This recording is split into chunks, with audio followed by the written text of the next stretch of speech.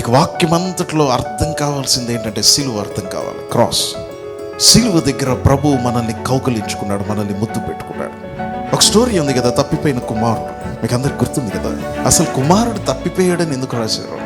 అతడు తప్పిపోలే, వాడు ఎదురు తిరిగి వెళ్ళిపోయాడు. వాడు ఇంట్లో నుంచి వెళ్ళిపోయిన కుమారుడు అని రాయాడు. ప్రాడిగల్స్ అని ఇంగ్లీష్లో బాగా రాశారు. ప్రాడిగల్ అంటే లావిష్గా స్పెండ్ చేసేవాడు.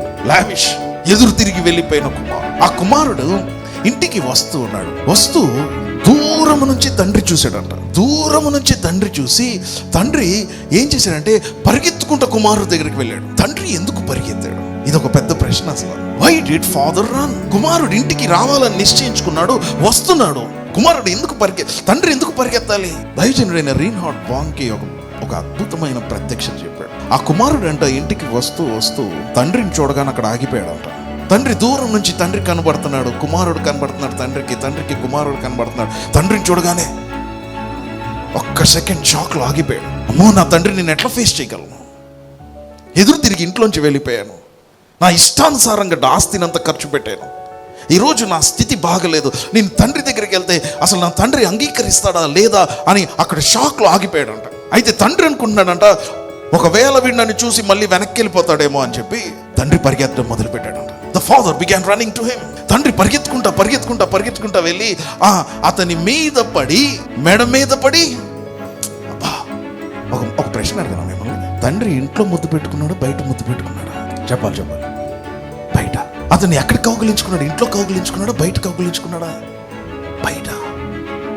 మీకు తెలుసా యేసు ప్రభు ఎక్కడ సిలువ వేయబడ్డాడో తెలుసా? హెబ్రీ గ్రంథకర్త అంటాడు, అతడు గవిని బయట సిలువ వేయబడ్డాడు. గవిని బయట అంటే అవుట్ సైడ్ ద సిటీ, పట్టణం వెలుపల సిలువ వేయబడ్డాడు. యేసు ప్రభు కూడా పట్టణం బయట సిలువ వేయబడ్డాడు. తండ్రి అయిన దేవుడు కుమారుని ఎక్కడ ముద్దు పెట్టుకున్నాడు తెలుసా? ఇంట్లో కాదు, ఇంటి బయట. బయట అంటే ఎక్కడ తెలుసా? సిలువ దగ్గర, ఎట్ ద క్రాస్. సిలువ దగ్గర ఏం జరుగుతుంది? అతడు ఆ ఇంటి బయట కుమారుని మీద పడి ముద్దు పెట్టుకుంటున్నాడు, హత్తుకుంటున్నాడు. Cross is the place. దేవుడు మనల్ని కౌకలించుకునే స్థలము, మనల్ని ముద్దు పెట్టుకునే స్థలము. ఆ సిలువ దగ్గర ఇంకేం చేస్తున్నాడో తెలుసా? ఇంటి బయటే ఇదిగో ఈయనకి వస్త్రమును మార్చమంటున్నాడు. ఇంట్లో మార్చలా, ఎక్కడ మార్చాడు? బయట మార్చాడు. బయట అంటే సిలువ దగ్గర. సిలువ దగ్గర ఏమవుతుందో తెలుసా? నీ వస్త్రం మారిపోతుంది. దేవుడు నీ కొత్త వస్త్రం ఇస్తున్నాడు. సిలువ దగ్గర ఏమవుతుందో తెలుసా? నీ కోలిపైన ఆ ఉంగరం ఉంది కదా, అధికారం ఉంది కదా, అధికారం ఇచ్చేస్తున్నాడు దేవుడు. ఇదిగో సిలువ దగ్గర ఏమవుతుందో తెలుసా? అతనికి కొత్త జోళ్ళు ఇచ్చాడు. ఆ జోళ్ళు ఎందుకో తెలుసా? ఇదిగో ఈ రోజు నుంచి సిలువ దగ్గర అతని యొక్క నడక మారిపోతుంది. His life will change at the cross.